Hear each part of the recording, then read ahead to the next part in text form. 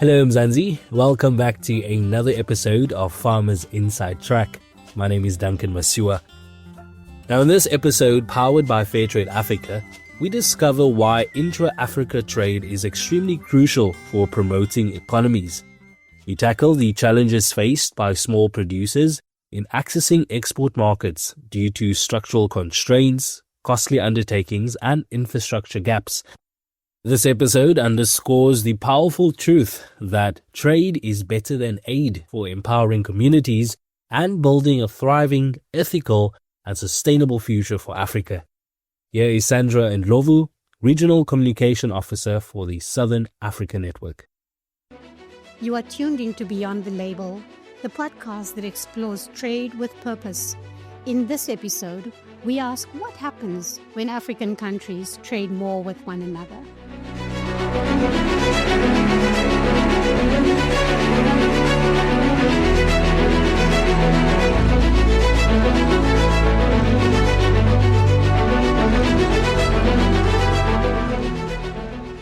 We are joined by Fairtrade Africa's Executive Director Isaac Tongola and the Western Cape Provincial Parliament's Noko Masipa. Welcome. Thank you. Thank you, Sandra. I would like to start off by asking Isaac, why do you believe that intra-Africa trade is such a vital conversation right now? Thank you, Sandra. Intra-Africa trade is extremely crucial at this point in time, in the sense that we want to promote our economies.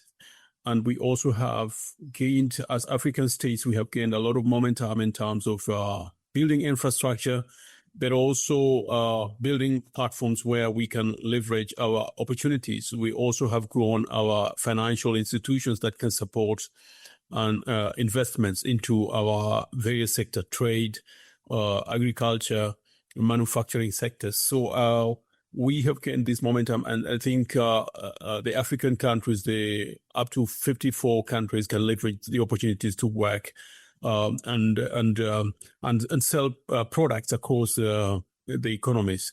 So I think these are big opportunities that African countries can leverage. Also, we are looking at the 2030 kind of vision that have been set by most countries in Africa. And I think it's high time that intra-Africa trade needs to be ramped up so that these countries can actually scale up their deliverables in terms of economic growth, leveraging the strengths on products, value addition, and of course, making sure that the products can be sold across the different countries at a premium price. Thank you so very much, Isaac. Noko, from someone who's working in government, how are trade policies evolving to support ethical, inclusive trade across African borders? Thank you very much for hosting me and bringing to Fairtrade Africa friends. Really, thank you for the opportunity to join you and colleagues in a rather cold Cape Town. To your first question, really, if I may go to the first question before I go to the second question. Really, Africa is a rich continent in three core assets, which are land, minerals, and people. But how we use and trade and govern these assets, especially amongst ourselves, remains a serious challenge. This is a conversation that African policymakers must urgently really attend to. Just really on some very important facts that I thought is important to share with you and your viewers is that Africa's population in 2024 is estimated to be at around 1.5 billion. And of that, we expect the growth to be 2.5 billion by 2050. When it comes to land, Africa has got about 1.2 billion hectares of arable land. And looking at that, Africa holds roughly 60 to 65 of the world's main uncultivated land. So I think this is really kind of the basis for policy making with regards to this. We have had several debates, for example, around the Comprehensive Africa Agricultural Development Program, while it provides a solid framework, but there's been really challenges with regards to follow through. I'm not at the policy making of the international trade. However, we are obviously involved with our colleagues through obviously the agricultural department. So what is important for us is that agricultural trade cannot thrive without the enablers, which include effective traceability system in agriculture, functional ports, accessible and responsive trade and industry officials. So this for me are critical, and we definitely need predictable and stable government policies and also stable governance. So these are critical for me. These elements are essential to building an investor confidence, because ultimately you want to create an investor confidence. And as such, companies seeking to operate within and across Africa prioritize reliability, policy consistency, and access to key officials when making those decisions. Really, it is hard time, to be honest with you, that we take a hard look at the tariffs regimes and intercontinental trade practices, which I think is critical. We must do more to prioritize African products and increase the uptake of goods produce and processed within the continent. I think this is very, very important. Produce and processed within the province, within the continent. The big challenge is that we cannot afford to continue sending our products in raw material. Right now in South Africa, we send millions of liters of bulk wines. We also, SA Fruit, also send bulk fruit juice to other parts of the world. We definitely need to find a way that we can process this and bottle this and sell them in bottle. So in short, that's really what I think needs to happen. We got to prioritize Africa. We got to prioritize intertrade as soon as possible. We cannot afford to have coffee that is processed that we are importing from Belgium or from any other part of the world. We've got to process coffee. Moreover, our best franchise coffee should be coming from Ghana, should be coming from Ivory Coast, should be coming from Africa, should not be coming from Europe, because we're the best producer of coffee. Thank you for that. Noko, I just want to follow up on that response of yours and ask, how are we making it possible for our small producers to be able to export their products to within Africa, south to south, but also to process locally because it's so expensive? How do we, and this is with your government cap, how do we make it possible for legislation and policies to make it possible for our producers to be able to process and export south to south? Yeah, I think the key question for me really is we got to ask ourselves is, what defines a small producer, both globally and obviously within the African continent? We have formal definition of a smallholder farmer in the African context. And how does that compare with the global definition? See, those are really the challenges. Is a small producer defined by the size of land farmed, the value of production, the quantity of quality of output, or perhaps by the level of market access and economic autonomy? We've got to ask ourselves. I think until we have clear definition and clear accepted definition, we risk misdiagnosing the challenges and opportunities faced by these producers. In South Africa, many small-scale farmers facing structural constraints that make participation in global export markets and extremely difficult. I was in Uganda, witnessed what the challenges are there, into Nigeria as well. Because exporting obviously is quite costly. It's a costly undertaking. It requires the capacity to really fill the containers with consistent volume, a secure, reliable agents, and obviously logistic chains. Spoken about the challenges of infrastructure and trustworthy markets. Most small producers simply cannot do this alone. We've got initiatives, obviously, through our WestPro, for example, and the Department of Trade and Industry that are supporting producers in accessing export markets. But the reality is that very few operate at a viable economic unit capable of sustaining independent export activity. And I think that's the point, that's the takeaway. Very few are operating at a viable economic unit capable of sustaining independent export activity. They remain heavily reliant on state facilitation and are vulnerable to market fluctuation. I don't know if I can really provide this example. I've been to Brazil and during my first term in Parliament, and where we encountered what we refer to as small family farms. Their size ranged between 2,000 and 10,000 hectares, a scale that overshadows what is considered a small farm in South Africa and in Africa at large. Yet this Brazilian producer still benefits from classifications that enables targeted support, including access to subsidies, infrastructure, and favorable financing. Many of these countries, Brazil included, are also our trade competitors and product exporters into our market. So the key, I think, is that as government, we must start moving beyond a narrow focus on policy frameworks. We need to shift towards innovative, result-driven governance that actively support the small producers, not just with policy documents, but with market access, infrastructure, finance, and skills development. This support must enable them to access the regional African markets and where physical global markets and customers of their scale. Okay, thank you very much, Noko.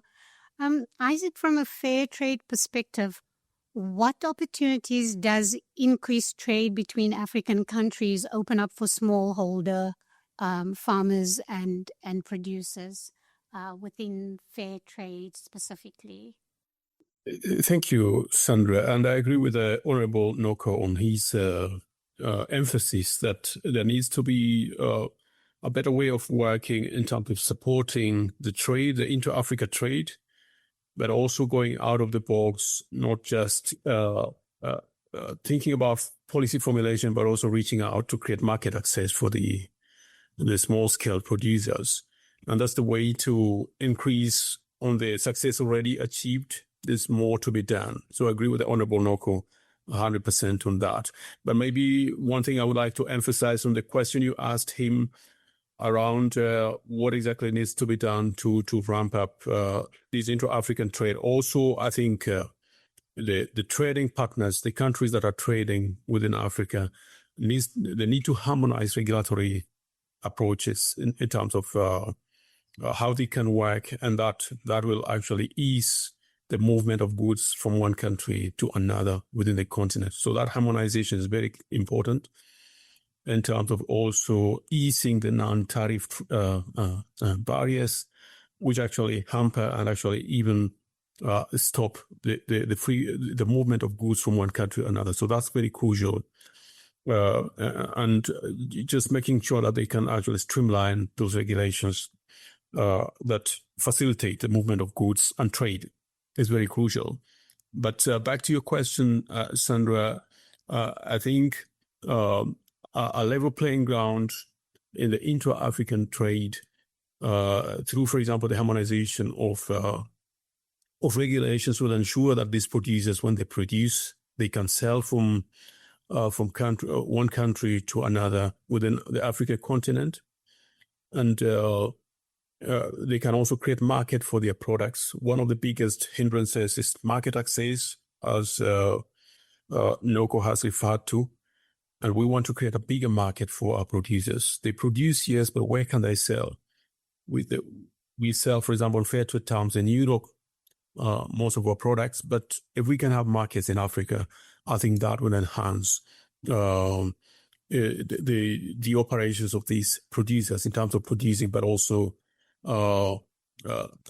being able to sell. But not only just to sell. I think that will also be an avenue and an incentive for these producers to add value to their products so that they can also position these products and price them on the African markets. So these will be very key advantages for these producers, not forgetting that also opening this intra-African trade will be an incentive to investors to come and invest in those producer supply value chains.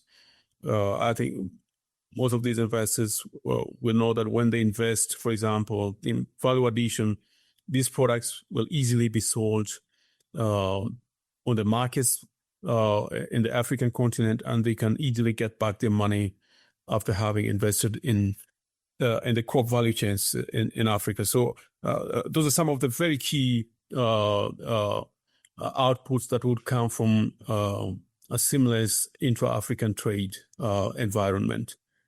And we look forward to that at Fair Trade Africa, working with all the other stakeholders, governments, but also other, for example, investment institutions that can help to open up these big opportunity that we have.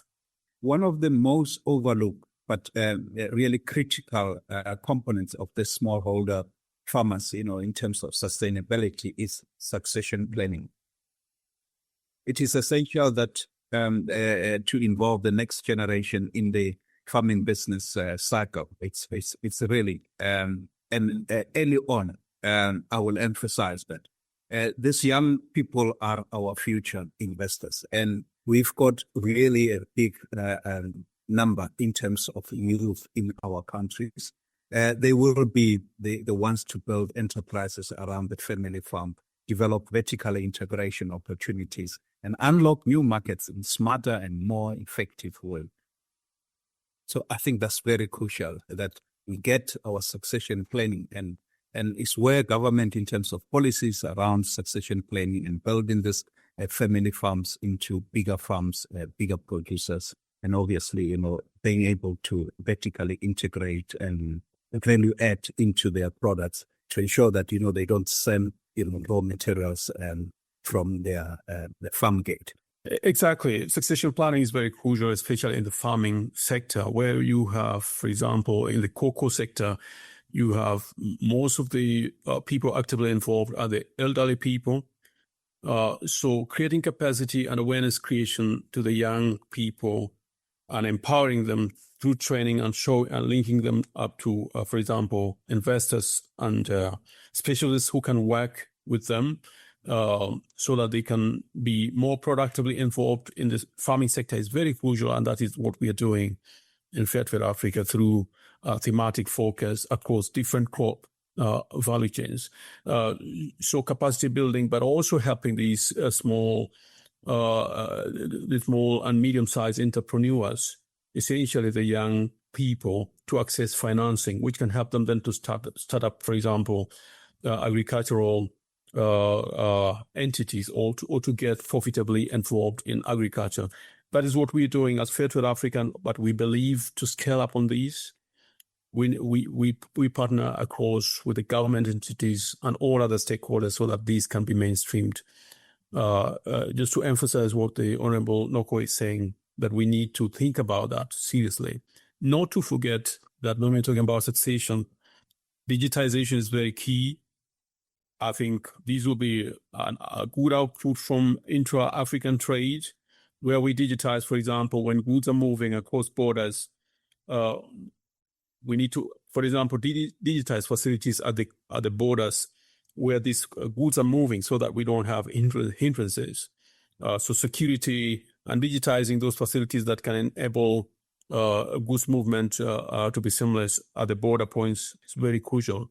But again, the young people will come in very handy to help in that.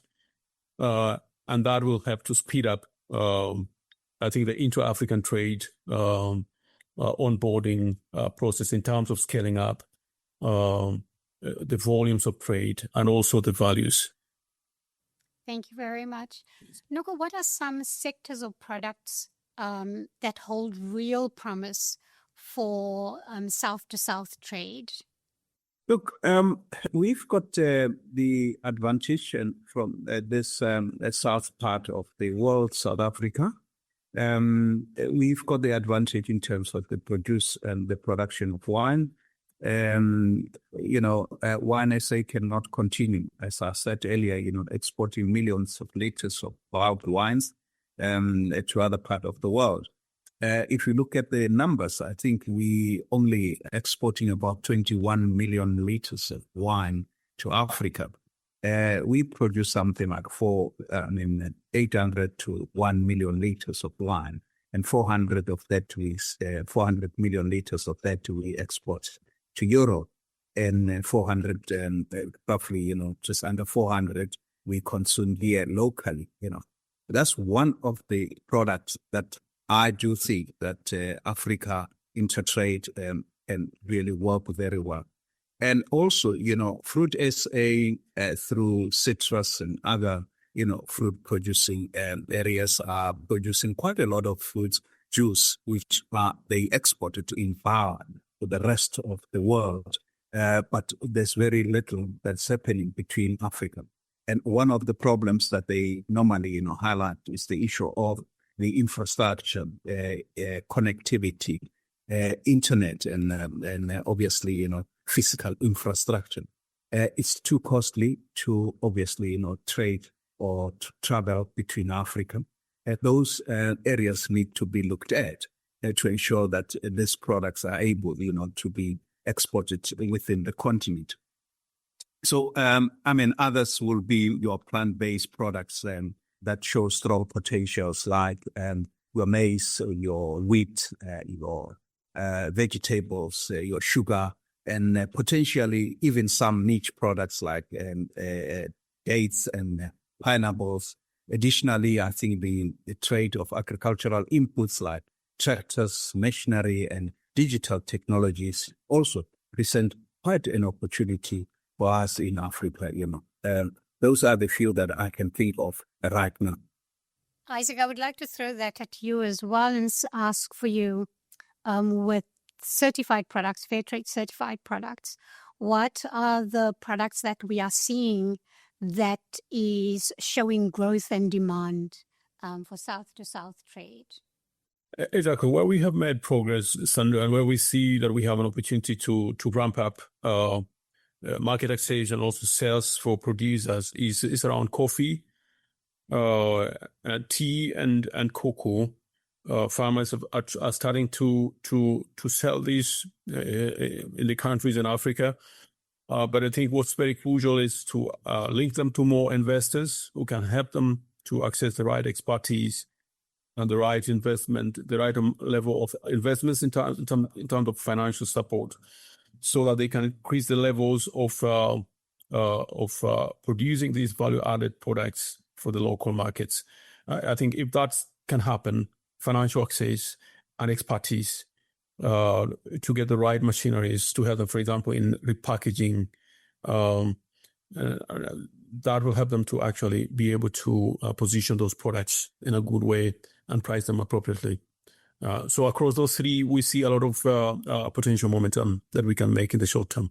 Okay, thank you so very much. In closing, I want to ask both of you, looking ahead, what would it take to build an intra-Africa trade system that is not just thriving, but it's also ethical, it's sustainable, and it can inspire trust, investor trust and confidence within Africa? I thought I needed to just add on what Isaac just said about, investment. And I think one of the areas that we haven't really explored as much as we should is the area of blended finance to support our smallholder farms. Here in South Africa, we have just signed, not signed, but there's been a launch of EU fund that was provided to Land Bank to support smallholder farmers. And obviously, support the transformation work that is being done in that particular space in the wine industry, for example, for that matter. So I think it is very important that we get to really work with the blended finance market and to find those markets that are able to support our smallholder farmers with the grant funding, and obviously leveraging from the government and go into the private sector as well. Because in doing so, you are actually, de-risking some of the projects that are really struggling and some of the smallholder farmers that are challenged. But I think to your question, really, one of the things that I have noted is that we need to remove the red tape. Our borders, the red tapes and tariff, as Asad said, we've got to invest in infrastructure. There's just no two ways about it. We've got to invest in infrastructure so that we can be able to connect these producers into the market. We've got to create a policy environment that is able to attract investors, and by ensuring that stable regulatory frameworks that are really stable.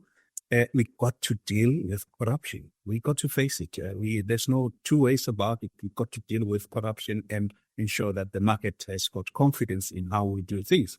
We've got to deploy skilled professionals at every level of government. It cannot be correct that, our good professionals are only celebrated at the World Bank, at the United Nations, and at the IMF. While here back at home, we fail to create space for them to lead and to innovate. That's really betrayal of our own talent. We've got to make it easier and cheaper to do business across the borders.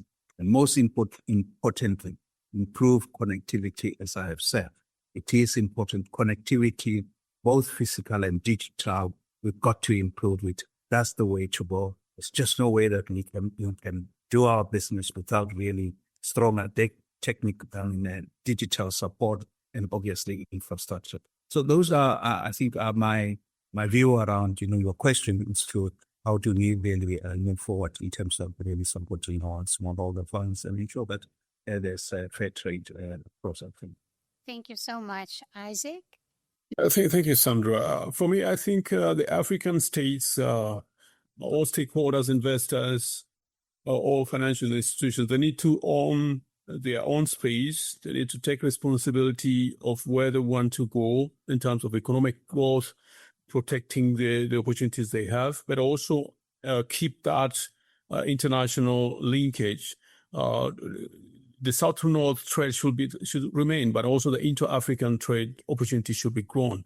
So I think how the financial institutions can avail funding, for example, for some of these activities that will enable inter-African trade, those investments, the engagements that will enable that are very crucial. The bigger voice through advocacy that the stakeholders can have is very important. Federal Africa, we're very ready to engage.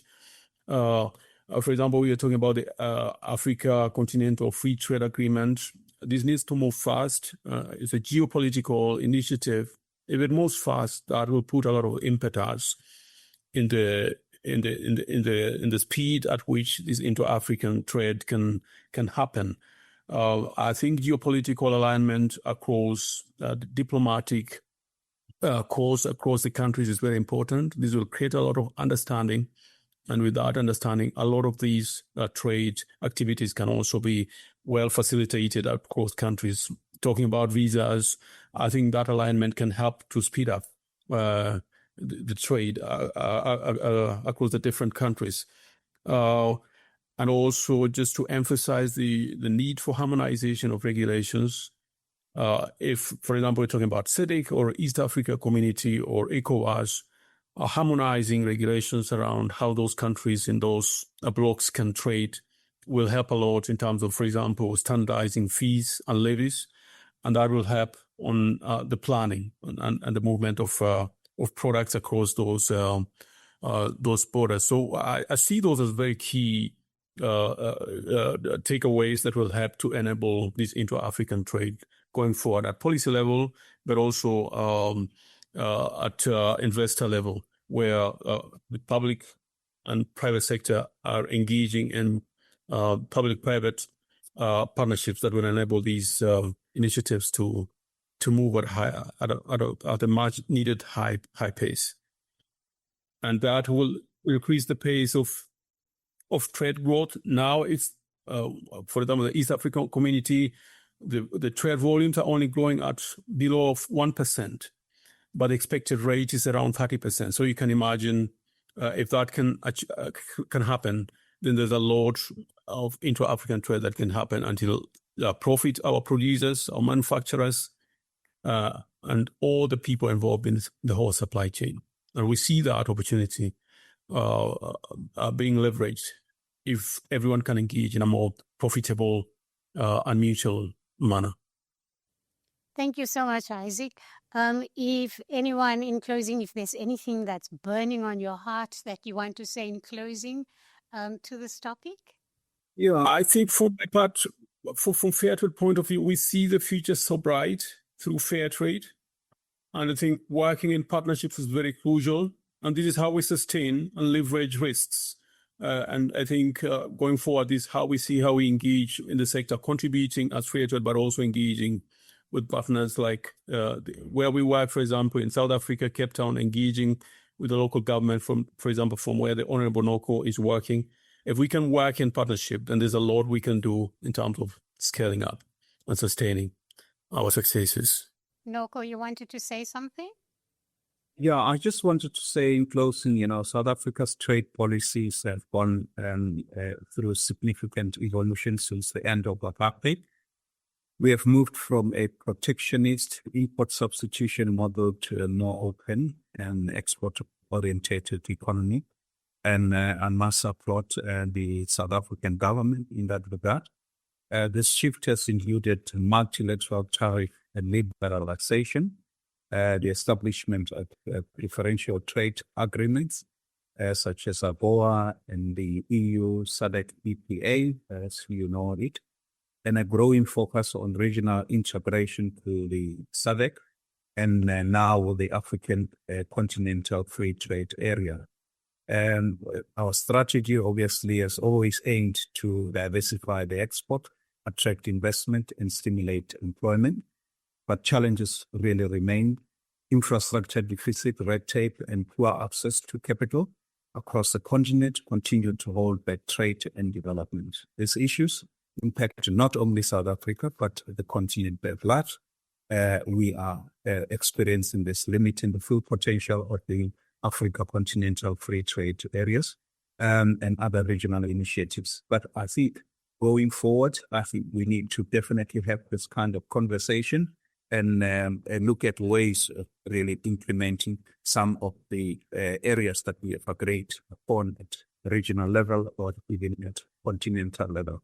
I think key for me is that something that I'm strongly advocating is that to have a parliamentary network that really look at these fair trade issues and inter-trade in Africa so that, we can start getting some of these things implemented and proper oversight and some of the issues that we constantly raise, about the issues of lack of inter-trade as such. Yeah. Thanks really for hosting me.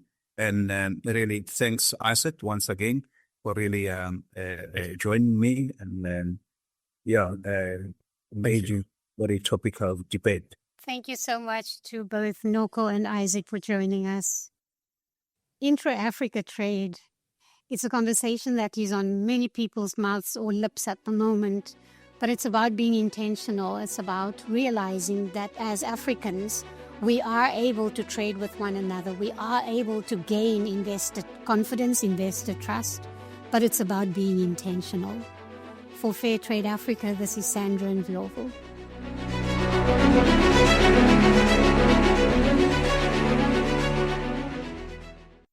That was Sandra Ndlovu, Regional Communication Officer for the Southern Africa Network.